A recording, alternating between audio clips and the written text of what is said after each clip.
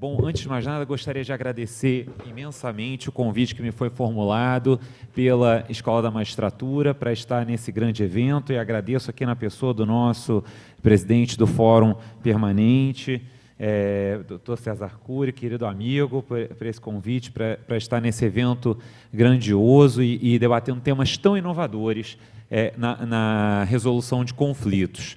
Bom, e o tema que me coube aqui é o tema da ODR, Modelo Constitucional de Processo, tentando aí fazer uma interface com o que meu querido amigo Alexandre tratou agora há pouco, e registro a felicidade, mais uma vez, poder estar na mesa com ele também.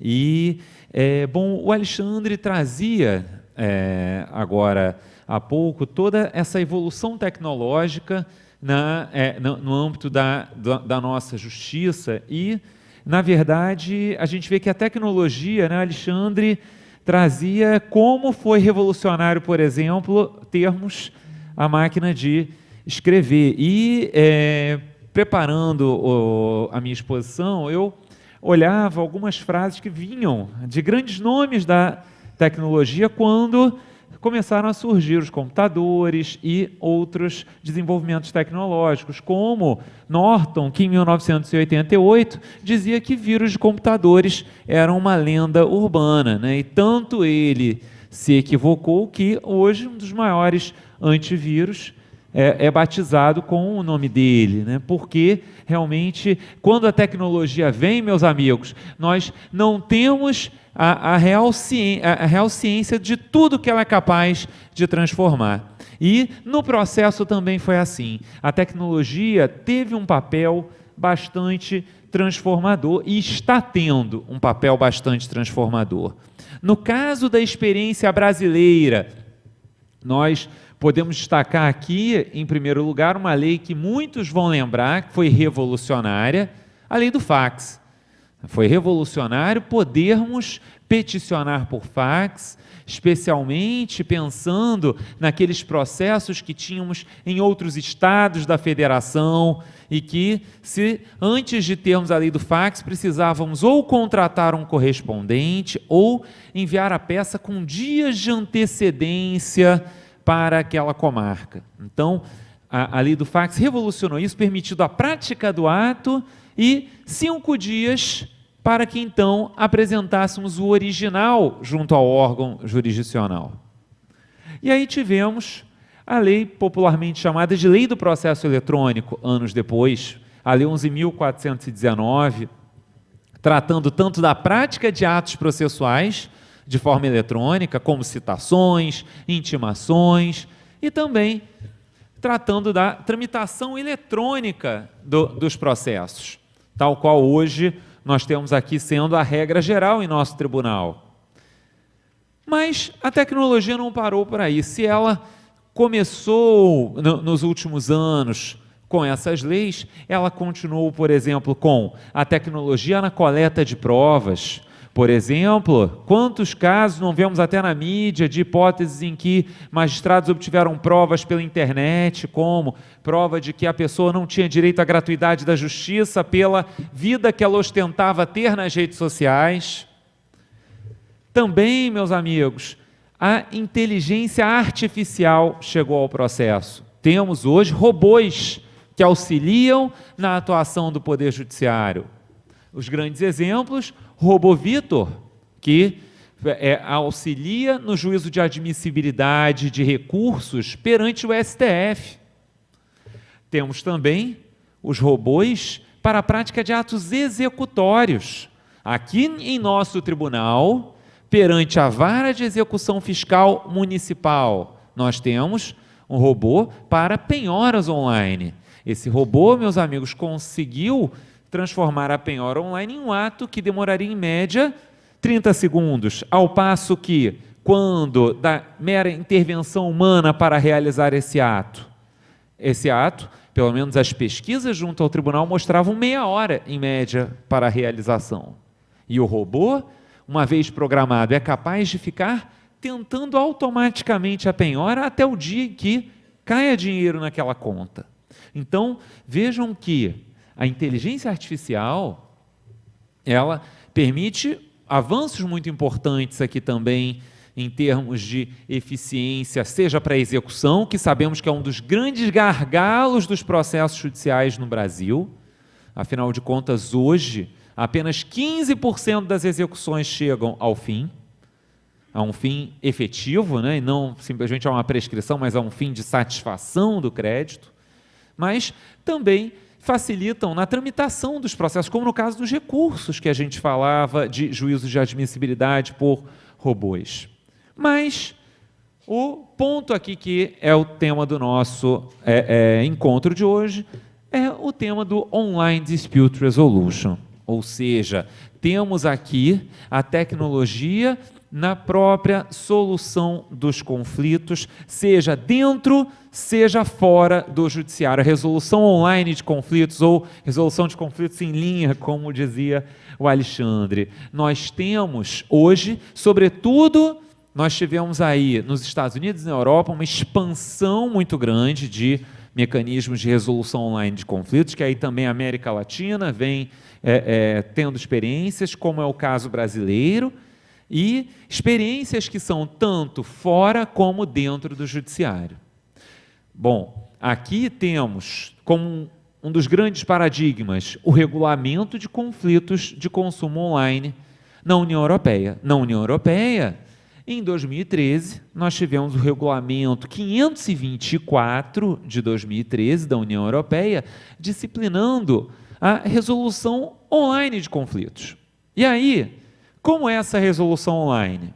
Essa resolução vai se dar seja por negociação direta, seja por algum tipo de mediação ou arbitragem. A escolha entre consumidor e fornecedor.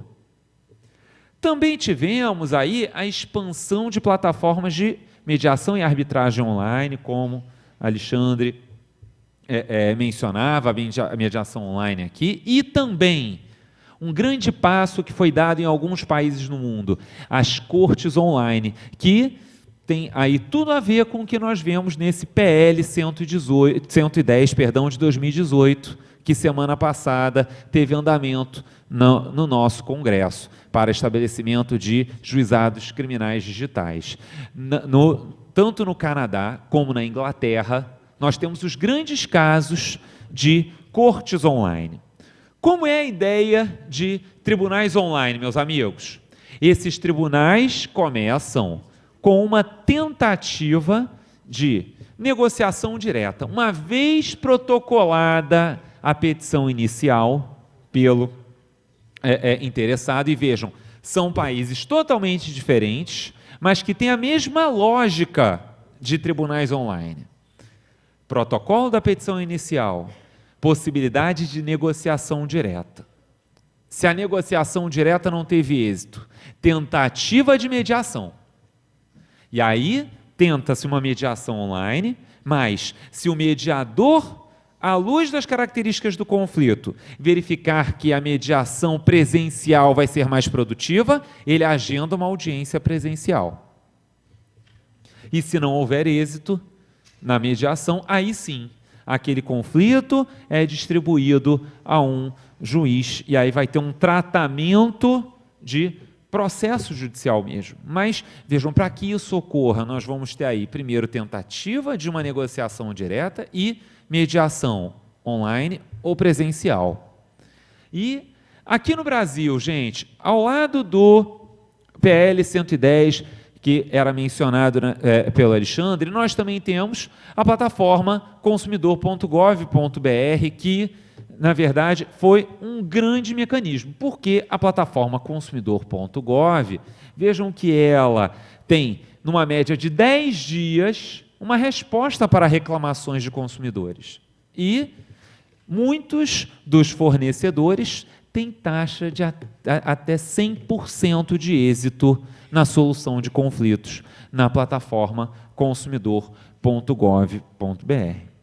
E aí, diante dessa emergência de mecanismos online, que aqui no Brasil, gente, nós vemos ainda as plataformas de mediação e arbitragem, a plataforma de negociação e mediação consumidor.gov, e aí caminhamos para uma futura instituição de tribunais online. Vem a pergunta, né? Será que a tecnologia e o Online Dispute Resolution, eles estão de acordo com o nosso modelo constitucional de processo? Eles podem trazer vantagens ao nosso modelo? Bom, em primeiro lugar, gente, as cortes online ou as plataformas de negociação, mediação, arbitragem, elas trazem menores custos, elas evitam deslocamentos, elas permitem muito mais tentativas de solução do conflito ao mesmo tempo. Então, isso reduz custos. Isso aumenta a eficiência. E mais, como, vejam, muitas vezes, para a tentativa de negociação, os fornecedores vão padronizar suas propostas de acordo, vejam, isso procura dar um tratamento mais igual para a solução do conflito, porque para situações, imaginem, para a situação de inclusão de nome do devedor em cadastro restritivo de crédito. A empresa já tem uma proposta pré-determinada na negociação direta. Vejam, o tratamento é um tratamento mais igual para a solução do conflito de interesses.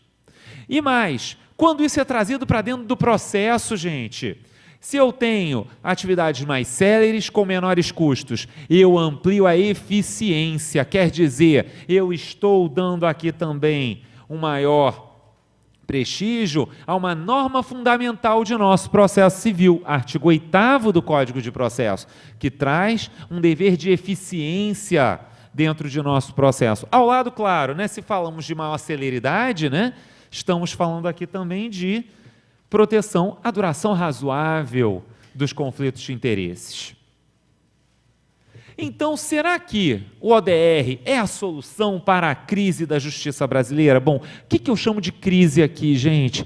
Olhando para o relatório do Conselho Nacional de Justiça, Justiça em Números de 2018, nós temos 80,1 milhões de processos em andamento, com tempo médio de tramitação só em primeiro e segundo graus, seja na Justiça Federal, seja na Justiça Estadual, de cerca de 9 anos. Então, se a tecnologia acelera a resolução dos conflitos, procura trazer soluções muitas vezes mais padronizadas, ela pode sim contribuir para a melhora do acesso à justiça, mas não do acesso à justiça como acesso ao judiciário ou à solução imposta pelo judiciário. Um acesso à justiça como acesso ao serviço de justiça, ou seja, a solução adequada para o conflito de interesses. Porque, então, quando pensamos em ODR, ODR pode trazer uma solução adequada para o conflito de interesses de maneira mais célere e mais eficaz. Temos riscos ao nosso modelo constitucional de processo? Temos alguns riscos que temos de alertar, sobretudo, pessoal, olhando para a experiência aqui, já está acontecendo em diversos países que estão aqui implantando os tribunais online. Bom, primeiro, né, quando pensamos no ODR, há países, gente, a Estônia, por exemplo, já está instalando, inclusive, um robô juiz, tirando até a figura do juiz, a corte integralmente online, que é o primeiro país a fazer isso. As outras cortes, embora tramitem online, ainda tem a figura do juiz, no momento em que o conflito não consegue ser resolvido na mediação. Mas vejam, os atos em apoio ao magistrado, gente, sempre há vieses cognitivos que são trazidos para a máquina que ajuda o magistrado a decidir num ODR ou que ajuda na propositura de um acordo. Ela tem vieses cognitivos. Por exemplo, gente, a Amazon, que usa sistemas de ODR. Há críticas nos Estados Unidos de que, por algumas ONGs, de que as propostas feitas à população negra seriam piores do que as propostas oferecidas à população branca. Vejam, porque aqui Estudos das ONGs dizem que haveria vieses cognitivos na alimentação das máquinas. Então, vejam, é um risco. E aí, por isso, vejam, algo que eu trago para a nossa reflexão. É preciso que haja, seja na alimentação das máquinas, para fins de negociações já automáticas, seja nas cortes online em que o juiz atue com o apoio das máquinas, é preciso que haja uma fundamentação adequada e uma possibilidade de controle dos algoritmos que apoiam a decisão por máquinas, ou a decisão com auxílio de máquinas. Outra coisa que é muito preocupante e que vários países já tiveram essa experiência, o ODR, gente, ele tem que ser mecanismo de promoção ao acesso à justiça e não de redução ao acesso à justiça. O que quero dizer com isso? Tem que se tomar muito cuidado quando colocamos Online Dispute Resolution para que esse mecanismo não afaste a população das soluções consensuais via online ou até dos tribunais online, porque, por exemplo, gente, o Canadá, eu dizia para vocês que é um dos países que implantou a justiça online. Implantou na Colômbia Britânica, em que isso está sendo muito exitoso. Mas vejam, em Ontário, eles foram fazer, também no Canadá, sistema gastou 63 milhões de dólares canadenses e, depois que eles já tinham gasto esse dinheiro, viram que o sistema não era adequado para o ingresso da população. Ao passo que, se os amigos depois, quando chegarem em casa, entrarem lá em Civil Resolution Tribunal.ca, que é o site do Tribunal Online da Colômbia Britânica, vão ver que o sistema é extremamente simples.